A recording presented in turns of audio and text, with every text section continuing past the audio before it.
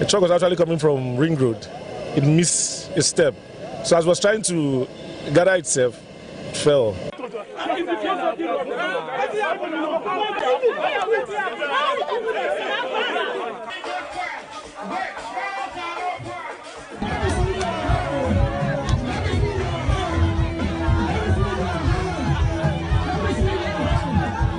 What we are witnessing these days, it is something we can no longer understand. They should stop telling us and promising us all those promises are fake, giving us distance or promises are fake. We don't want it anymore.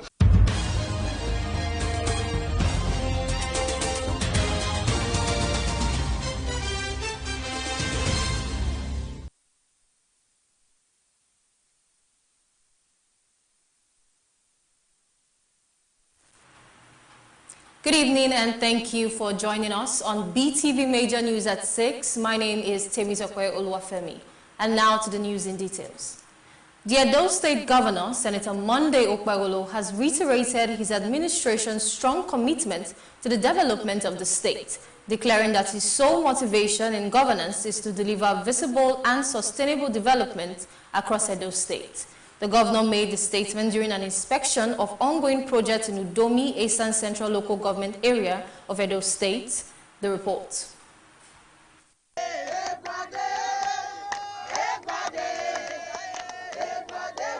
There is special tour by Governor Monday Okpebolo. Though unannounced, the locals came out in the numbers to applaud the governor for his developmental strides and in transforming different sectors of the economy.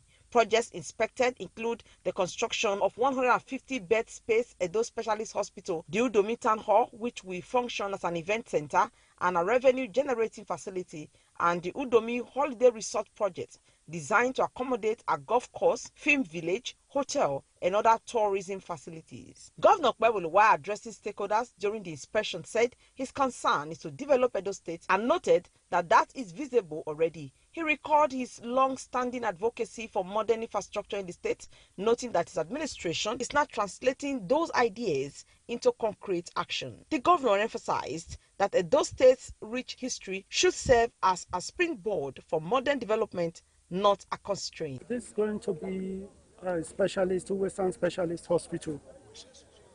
It's a hospital that takes about 150 beds. Now, we started this last year, 2025, around April. That is when we started the procurement. You know, before we had finished the procurement, it takes months. And by September, they started working here. So this is the progress we have recorded so far. The Ambrosalian University does not have a teaching hospital itself. So we now said, okay, instead we build a hospital that they will now use as practical. And if you look at the other side, you see work is ongoing there. That is the school. The medical school, we have a medical school here. So that is exactly what we are doing. If you look down there, that what you are seeing there, that casting they just did there, that is the mortuary and the administrative section on the other side. So this is what we are doing. Governor Okpebolo assured residents that substantial infrastructural and urban transformation, particularly in Benin City, will become evident within the next 2 years, adding that development will be pursued evenly across the state's 3 senatorial districts. We are making more than 20 communities before you even get to Auchi, Edo North. So from Edo North, you can imagine how many communities before you get to Auchi. So that is this. It's not just for a particular community. There are opening communities. In village here, we have a hotel where visitors, actors, everybody can come here to relax and play golf here. So this is not MOU business. We are not involving any external person, any partnership with anybody. So it's purely Edo money, Edo State. So this is part of the project that we are showing you. There is so much potential in this very particular area, but you cannot harness if you don't have a suitable place that will attract people to come. Like actors, when they are here, they will feel at home. The special tour was conducted in company of top government officials and party leaders, including retired General Cecile Sekhaigbe, the APC Edo Central Leader, Honorable Sylvester Aigbobo, the APC State Deputy Chairman, and other senior government and party officials. Best Orator reporting for BTV News.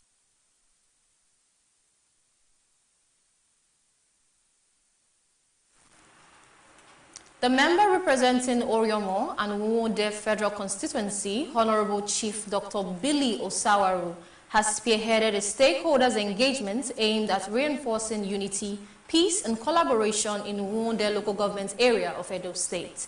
The meeting drew party executives, ward leaders, youth representatives, and women leaders with discussions centered on collective responsibility, internal harmony, and the need for sustained peaceful cooperation at the grassroots level. BTV News' Zainab Mohammed has details. As stakeholders from across Nwode gathered, the meeting opened with a strong focus on strengthening the All Progressive Congress at the grassroots and fostering a spirit of collaboration among leaders and residents. Addressing the gathering, Honorable Chief Dr. Billy Osawaru emphasized that peace and unity remain the foundation for political success and development. He urged APC members to work together in harmony, stressing that internal cohesion would enhance the party's prospects in the forthcoming election. He also announced a 1 million naira incentive for any ward that emerges first in the ongoing continuous voter registration exercise. He called on party faithful to join hands in supporting Governor Monday Okpebholo's vision of securing 2.5 million votes in Edo State.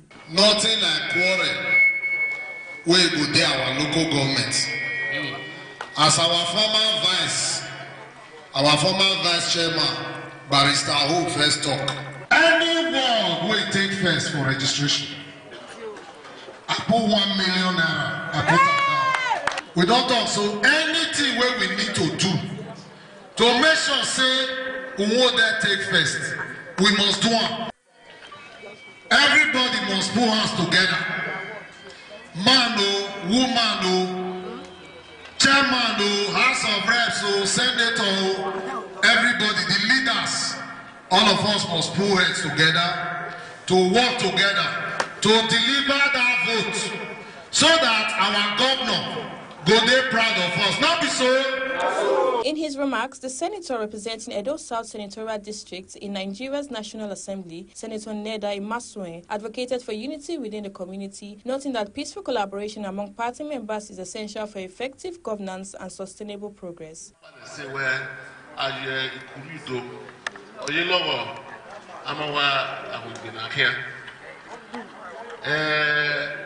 A mandate all the way they might deliver 3.5 million votes from our state. Manai where as the governor has a bar or set, he has set the bar up there. With my hand a bar near here. My hand Siriokba, Nakuku Bay, Nami where I think deliver that 3.5 million votes. The governor of Hima Ukbewolo no promise Asiwaju. Speaking separately, ward leaders, the LGA youth leader and women leader reaffirmed their commitment to a united APC in Nwode local government area. They condemned all forms of anti-party activities, praised the leadership of the state governor, Senator Monday Okpebholo, and declared that Nwode would remain fully APC. Please, we want Nwode to be one indivisible, united APC, where every man and woman will have right to aspire to anywhere they want to be.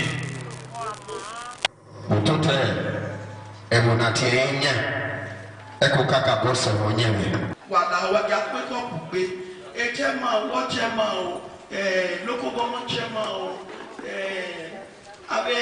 youth chairman, Ikbina pa mayagbina, Iriokba, Emayagbina, na Kobo Kube, na Sie, no make na Tania make na Nwode, Raje. The meeting ended with a vote of thanks and a collective appeal for unity, discipline, and peaceful engagement as stakeholders pledged to close ranks, uphold party ideals, and work collaboratively for the political stability and overall development of Nwode local government area. Zainab Mohammed reporting for BTV News.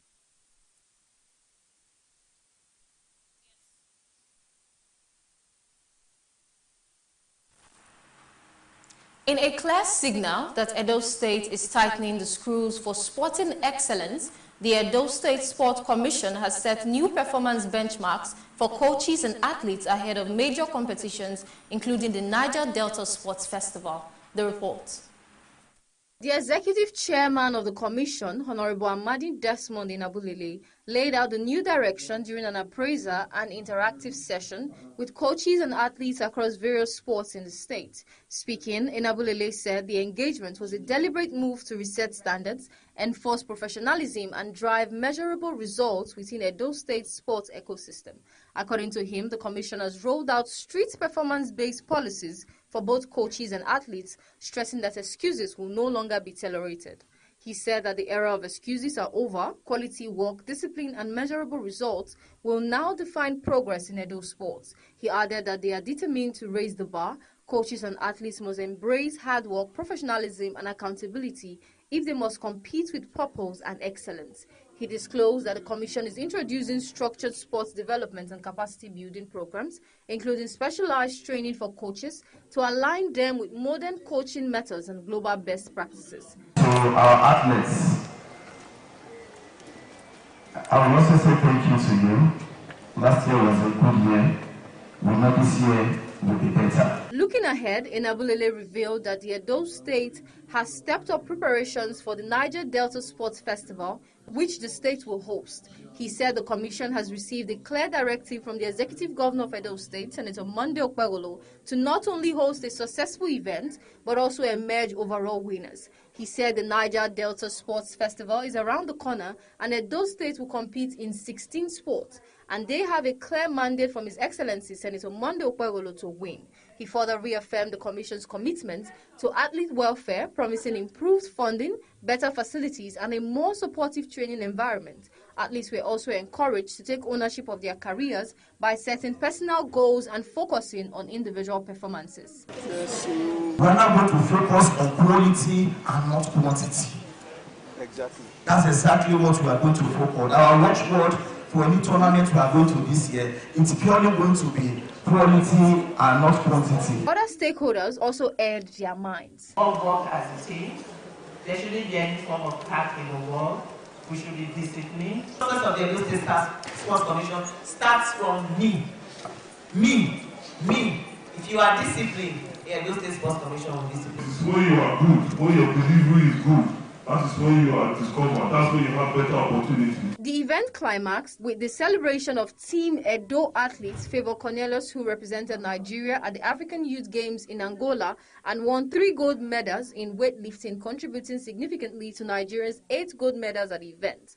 Favor Cornelius, who also won 3 gold medals at the 2025 Nigerian Youth Games, was honored with cash rewards presented by the Commission.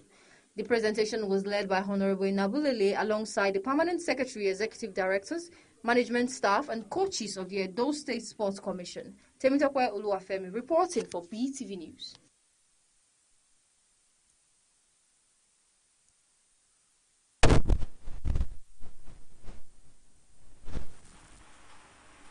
The family of late Madam Gift Esoe Irabo has held a glamorous remembrance celebration to mark 8 years since the passing of their beloved mother, sister, and grandmother. The event, which reflected love, honor, and gratitude, drew dignitaries and well-wishers from within and outside the country.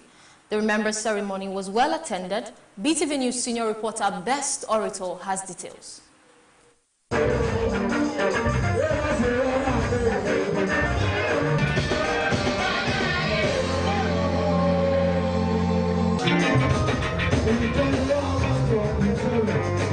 The remembrance ceremony of Madam Gift Esoe Irabo took place at the prestigious Rose Garden Event Center and brought together an array of distinguished guests, including members of the esteemed Benin Royal Radiant Men's Club, the Assurance Brothers Club, the Unique Ladies Club, among other notable personalities who came to honor the invitation of Ambassador Ogene Osaumese. Adding beauty and color to the occasion was the captivating display of a live band which thrilled attendees and created an atmosphere filled with celebration and warmth. Ambassador Ogene Osaumese, alongside other members of the Irabo family, took to the dance floor in a joyful remembrance of the life and legacy of their late mother, Madam Gift Esoe Irabo, who died 8 years ago.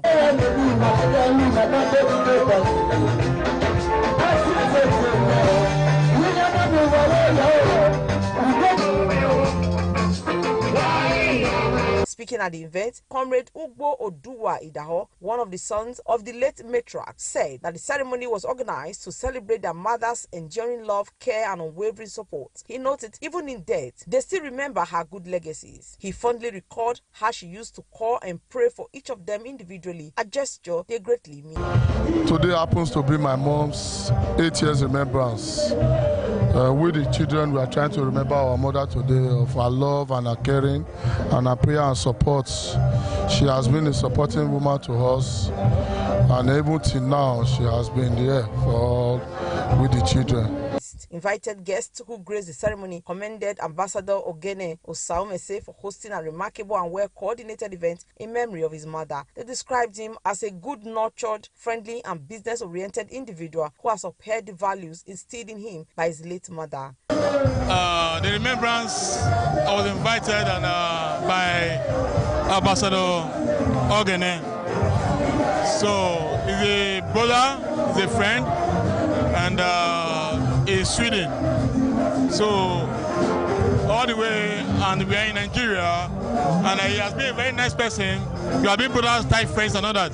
The remembrance was a great one. Similarly, other guests praised Ambassador Ogene for honoring his mother's memory in such a grand manner, describing him as a brother who has done exceptionally well in keeping her mother's legacy alive. Ogene is my brother. We lived together in Sweden for many years. And this anniversary of the mother is so wonderful. The way I saw it, it was so beautiful. I want us to be again, to celebrate together again. Friends and associates of the family paid glowing tributes about late Madam Gift Soe Rabo, describing her as a God-fearing woman who raised her children in the ways of God. They encourage other parents to emulate her by training their children in humility, discipline, and the fear of God. The mother that we are remembering today is a virtuous woman, a good woman, who has the fear of God, and who trained the children to follow the pattern of Christ. The event concluded with heartfelt prayers, warm embraces, and shared memories, all of which reaffirmed the lasting impact of Madam Gift Soe Rabo's life and values on her family, friends, and community. Best Orator reporting for Beetv News.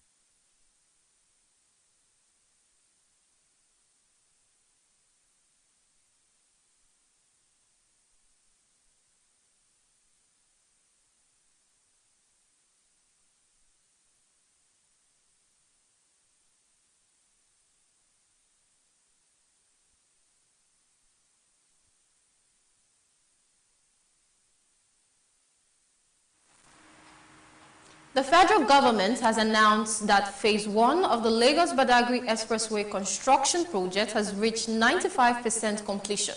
The Minister of Works, David Umahi, disclosed this during an inspection tour of ongoing federal road projects within the Lagos axis. The report.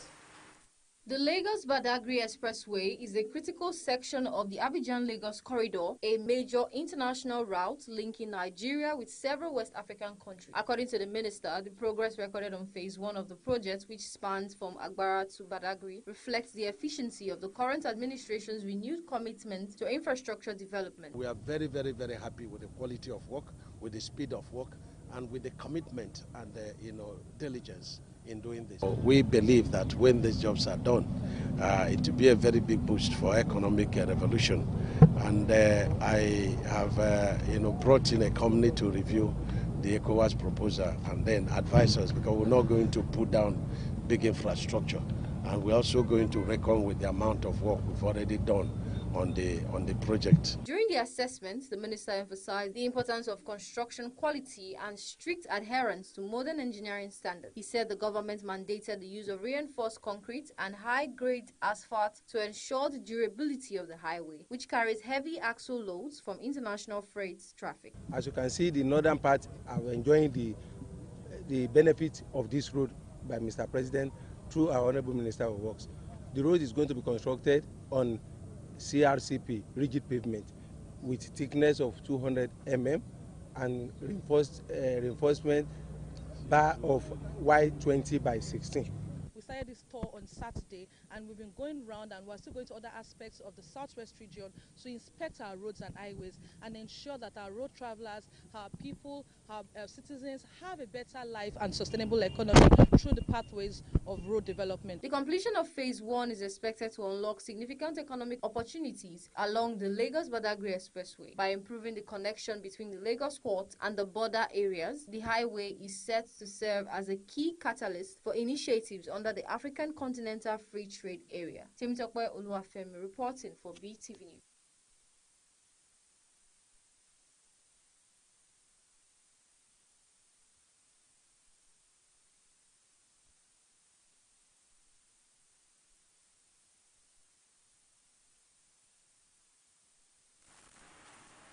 The Tertiary Education Trust Fund, TED Fund, has officially rolled out its 2026 disbursement guidelines during a strategic workshop held with heads of beneficiary institutions at the TED Fund Auditorium in Abuja. The report.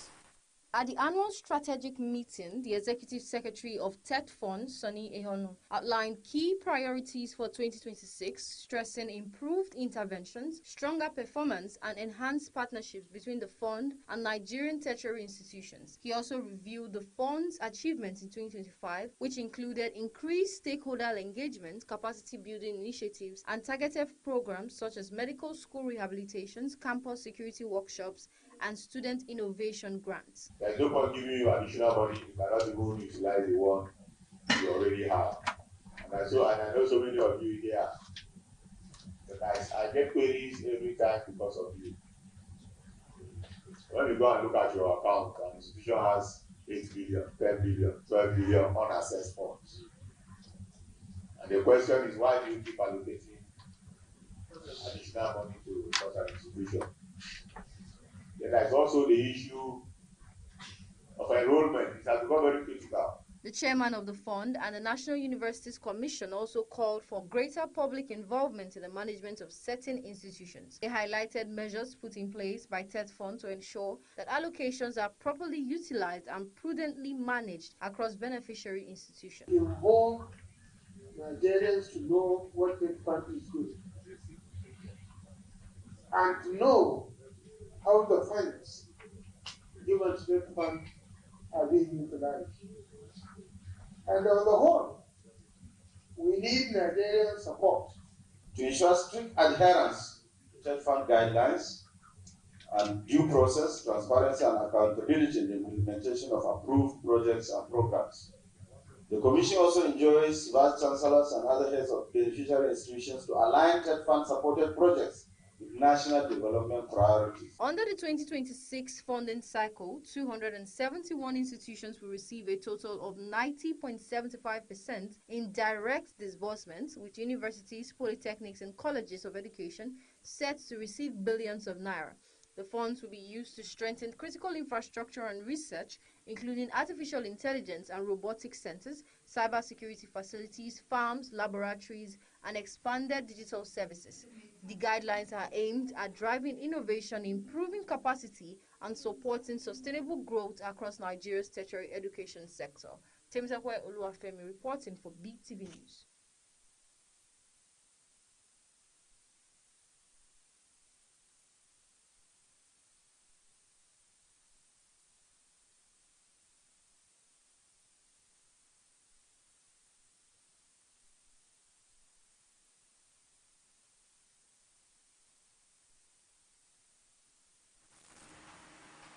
A faction of the Labour Party in Rivers State has formally defected to the African Democratic Congress, ADC, ahead of the 2027 presidential election. Backed by the Obedient Movement, the group aims to strengthen the ADC's chances at the polls. The report.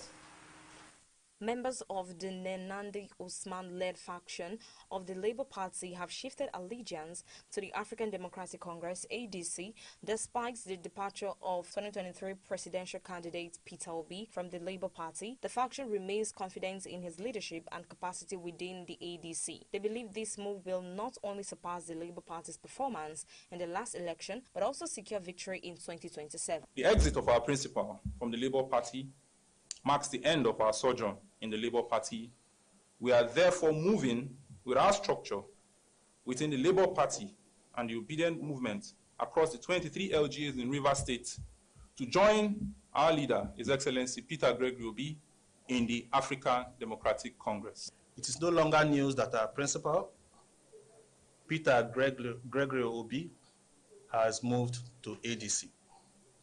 By implication, it means all obedients, wherever they are part of the A, D, and C. The coalition believes Nigeria needs a new direction, which they say can only be achieved through the ballots. We therefore re-echo the call already put out by our leader, His Excellency Peter Gregory Obi, and the National Coordinator of the Obedient Movement, Dr. Tanko Unisa, for all obedients and believers in the vision that a new Nigeria is possible, to join the ADC and strengthen the coalition for a better Nigeria.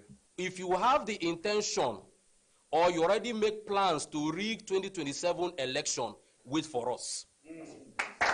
Because this time, we are going to cast our votes, we are going to mobilize the youths, we are going to mobilize the women, we are going to mobilize everybody that is of the age to vote. And when we vote, we are going to stand by and protect our votes. The ADC is brimming with renewed confidence, but questions remain over whether Peter Obi membership alone can propel the party from its 5th place finish in the 2023 presidential election to victory in 2027. Evelyn Izibili reporting for Beetv News.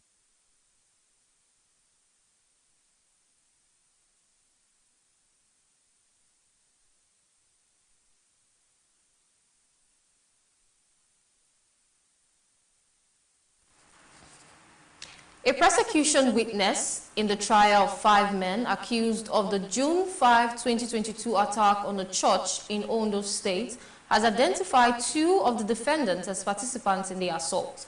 The witness, a member of the church who was present during the incident, described how the attack unfolded and detailed the damage caused to both worshippers and the church building. The Department of State Services is prosecuting Idris Umar, Al-Kazim Idris, Jam Abdul Malik, Abdul Halim Idris, and Mu Abubakar over the attack on St. Francis Xavier Catholic Church.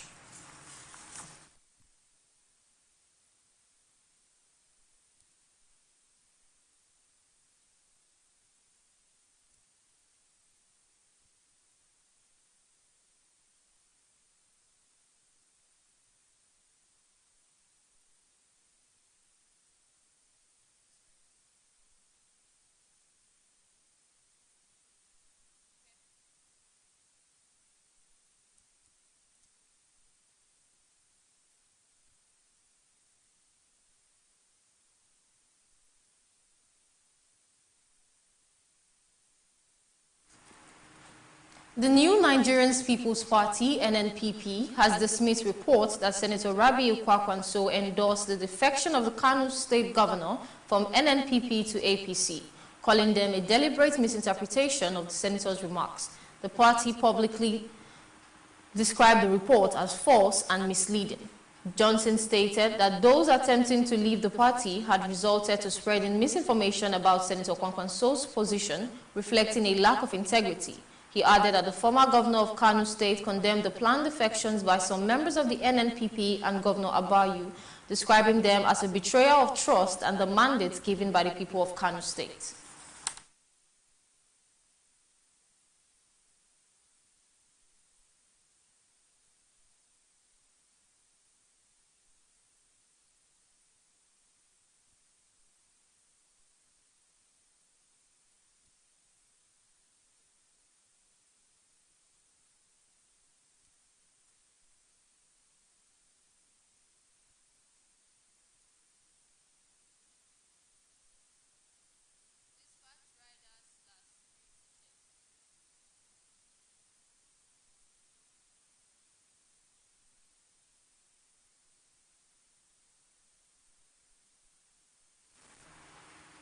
Security concerns is rising over alleged use of dispatch services to transport hard drugs and other illegal substances across the state and country.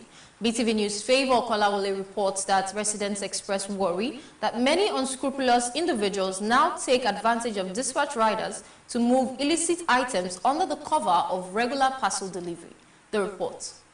Dispatch riders play a vital role in modern logistics and business operations by ensuring the fast and reliable movement of goods, documents and parcels from one location to another. But while dispatch services have made logistics and delivery easier, the system can also be exploited by criminal elements. Following a recent incident where a dispatch rider was reportedly apprehended by operatives of the National Drug Law Enforcement Agency, NDLEA, for conveying hard drugs, residents have called for intense monitoring of dispatch services across the state.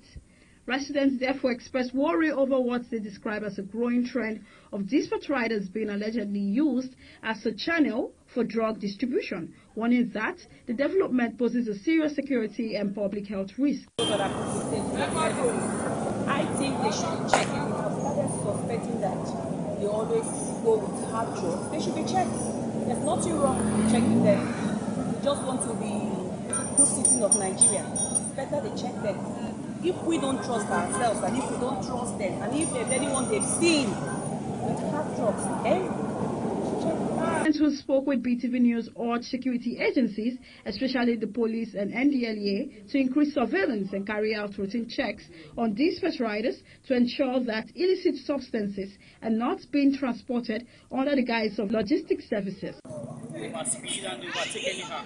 But that of checking them, that's not a bad idea. It's good. They can be checking them, but I believe that will take most time. Because for you to be checking this part right there, same time car and other private cars, it will take much time. Okay, but that's the issue on ground. But if they can devise a means to be checking them, it's better. As dispatch riders continue to play a crucial role in promoting business growth and service efficiency, it becomes equally important for security agencies to intensify checks and ensure that the delivery system is not exploited by criminal elements. Favor Kolawole reporting for Beetv News.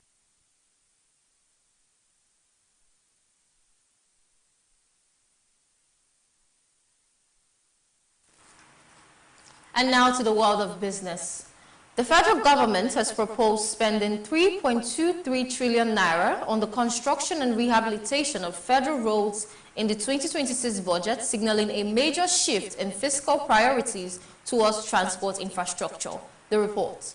The allocation represents a sharp increase from 548.56 billion naira in 2024, translating to a rise of about 489% within 2 years. Budget documents show that the road spending has climbed steadily, with the Ministry of Works receiving 1.13 trillion naira in the 2025 budget for the construction and rehabilitation of 468 federal roads. The proposed 2026 allocation more than triples the 2025 figure, reflecting renewed efforts to complete long-delayed highway projects and expand key transport corridors across the country. Under the proposal, 1.39 trillion naira is earmarked for road construction, 285.62 billion naira for rehabilitation and repairs, and 1.56 trillion naira for other infrastructure works, bringing the ministry's total capital budget to about 3.24 trillion naira. The government says improved road infrastructure is essential to reducing transport costs, boosting trade, and supporting economic growth. Bar Elroy Air partner on $200 million aircraft plans. Bar Group and US-based Elroy Air has signed an initial agreement to form a joint venture that will invest $200 million in a manufacturing facility in Abu Dhabi for autonomous cargo aircraft. The partnership brings together Bar's regional's logistic expertise and Elroy's air autonomous aviation technology. The proposed facility will manufacture the Chapara autonomous cargo aircraft, a hybrid electric vertical takeoff and landing system designed for middle-mile logistics. The aircraft can carry a 300 IB payload over 300 miles and is suited for operations in remote areas due to its hybrid electric powertrain, which does not rely on charging infrastructure. Subject to regulatory approvals, the venture will serve commercial and humanitarian customers across the Middle East and North Africa and provide maintenance, repair, and overhaul services. Bar Group CEO Ahmed Al-Mazur said the project supports Abu Dhabi's ambition to become a hub for advanced mobility and aligns with the UAE's Make It in the Emirates initiative. Deep Capital targets capital boost minerals financing. Deep Capital Management and Trust PLC has announced the execution of a memorandum of understanding aimed at strengthening its capital base and launching a mineral and metals financing initiative across Africa. The development was disclosed in a filing with the Nigerian Exchange Limited. The MOU signed with BankLink Africa Fund 2 establishes a strategic investment framework to support Deep Capital's recapitalization and long-term growth. The initiative will focus on providing financing, advisory, and capital structuring services to operators across the minerals and metal value chain. According to the company, the proposed investment structures are designed to reposition Deep Capital as a sector-focused, non-bank financial institution. The firm plans to concentrate on minerals and mining, metals, trading, and project finance, supporting Africa's participation in global supply chains tied to energy transition, industrial manufacturing, and advanced technologies. Temitope Oluwafemi reporting for BTV News.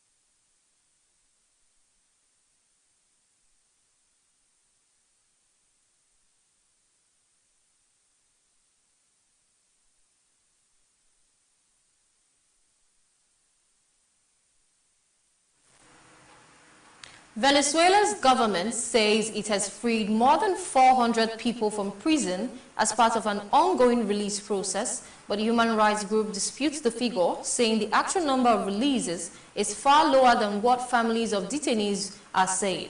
They say families of detainees remain largely uninformed about the fate of their loved ones. The report. National Assembly President George Rodriguez, a close ally of President Nicolas Maduro, announced that over 400 prisoners had been released in recent days. He described the move as part of a process aimed at easing tensions and promoting peace following months of political strain and international pressure over human rights conditions in the country. However, rights organizations and legal advocacy groups say the government's claim does not match verified data on the ground.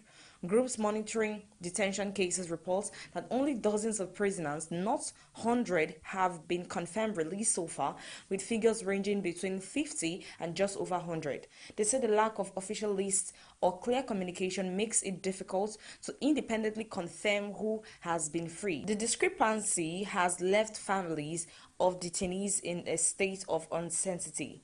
Relatives have gathered outside prisons in Caracas and other cities waiting for news, often without receiving any formal notice from authorities. Some families say they learned about releases only through rumors or social media, while others say they have been waiting for days without information on whether their relatives are still in custody. For a panel, a prominent Venezuelan rights group says hundreds of people remain in prison for political reasons, many arrested during protests or accused of plotting against the government. The group has warned that selective or opaque releases do little to address broader concerns about due process, arbitrary detention, and prison conditions. International observers and rights advocates have urged Venezuelan authorities to publish transparent records of releases, guarantee access to legal counsel, and ensure that remaining detainees are either charged fairly or freed. Until then, families say the government's announcements offer little comfort as they continue to wait for clear answers about their loved ones. Evelyn Izebile reporting for BTV News.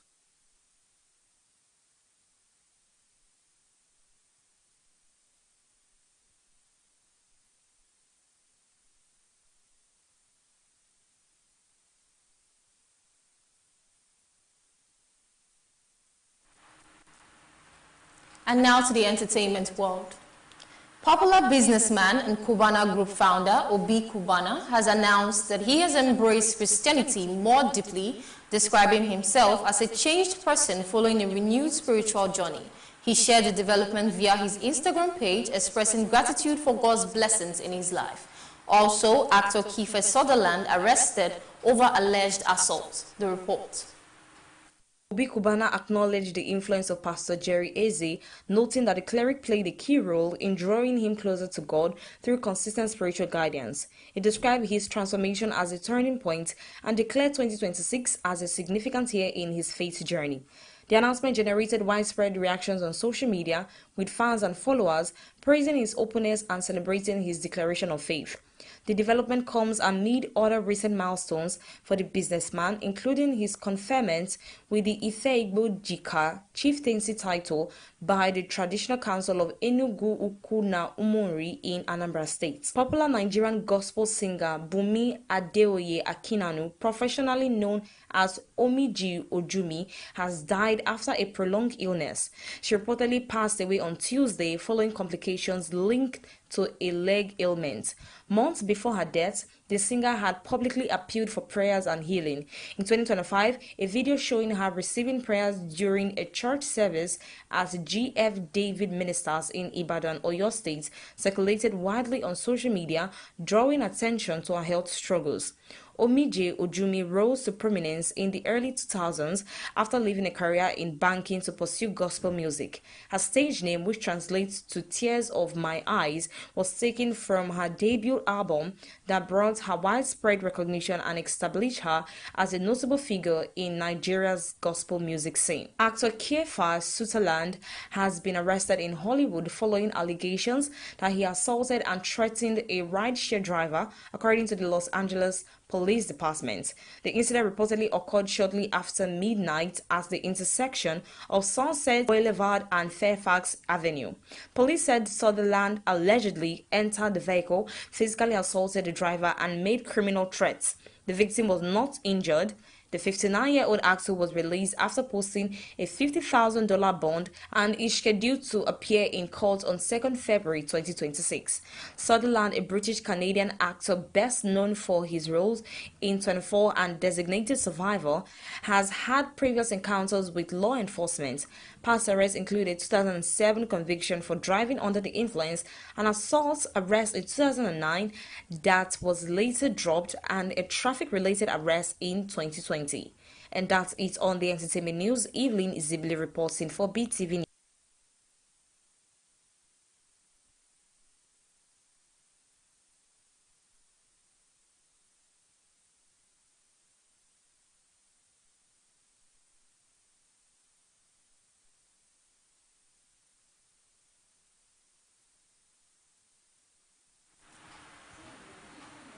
Many thanks for staying with us on BTV Major News at 6. My name is Temitope Oluwafemi. Do have a lovely night.